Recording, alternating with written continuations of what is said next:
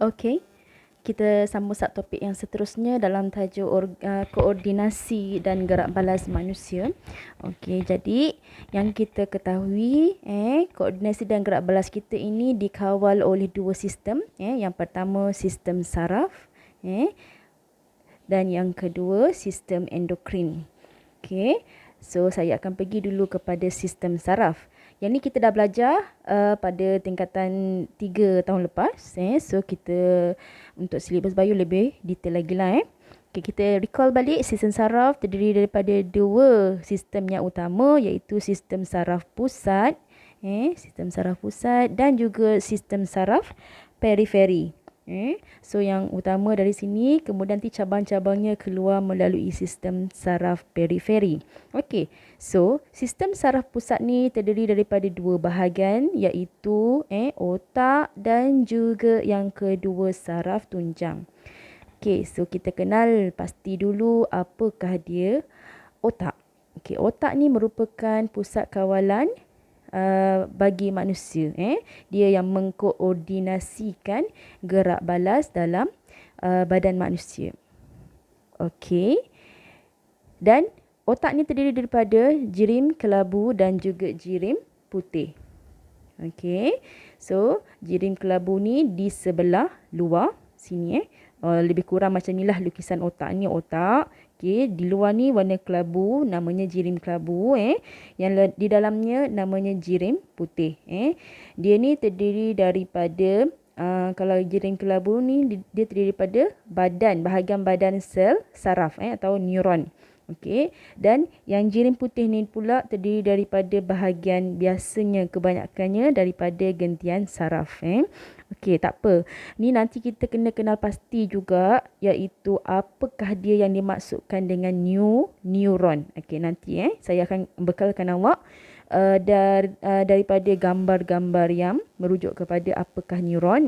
Dan juga saya akan berikan juga awak gambar raja bagi struktur otak. Okey, kemudian dah kenal pasti struktur otak tadi, kita teruskan lagi. Ada pada 5 bahagian otak yang terdiri daripada cerebrum, cerebellum dan juga medulla oblongata. Kemudian diikuti dengan hipotalamus dan paling dalam sekali adalah kelenjar pituitari. Okey, so 5 bahagian otak ni penting. Nanti saya akan bagi juga gambar raja yang tersebut tu, dan saya akan detailkan lagi. Okey, kemudian dalam sistem saraf kita saraf pusat, ada satu lagi yang dinamakan sebagai sistem saraf tunjang. Otak dulu kan, otak, lepas tu ada keluar dalam salur kita punya turus vertebra. Di dalamnya tu adalah dinamakan sebagai saraf tunjang. Kemudian di sisi-sisinya barulah keluar sebagai saraf periferi, saraf spina. Okey, kita pergi apakah dia maksud saraf tunjang ni.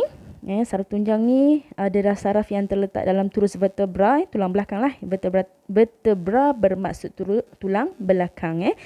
Okey, so ia terdiri pada bahagian dalam iaitu jirim kelabu dan bahagian luar iaitu jirim putih. Kemudian saraf tunjang ni bercabang membentuk 31 saraf spina. Saraf spina ni dah masuk pada bahagian saraf sistem saraf periferi yang ni.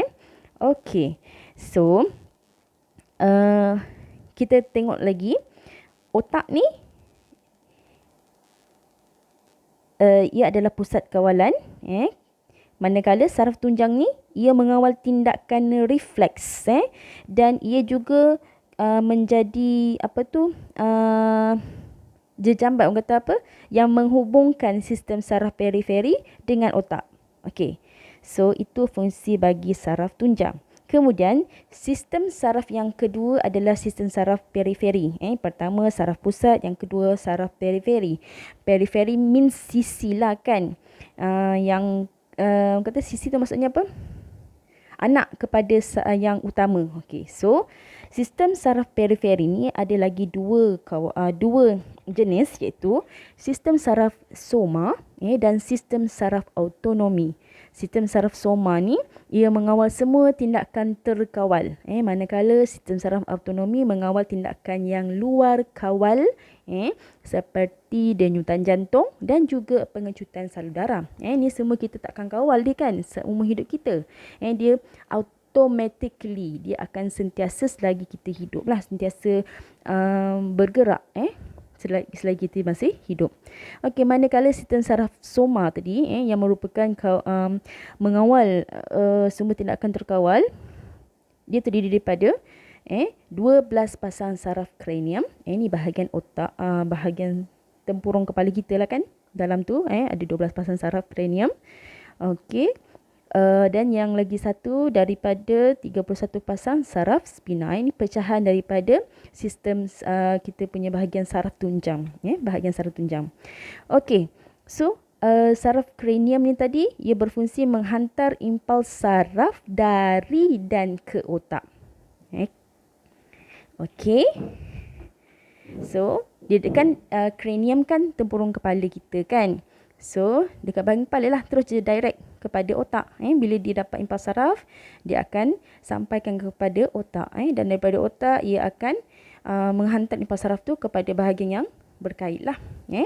Manakala sistem saraf spina ni pula, manakala saraf spina ni pula, ia berfungsi menghantar impuls saraf dari dan ke saraf tunjang. Ingat, saraf spina adalah cabang atau pecahan daripada saraf tunjang.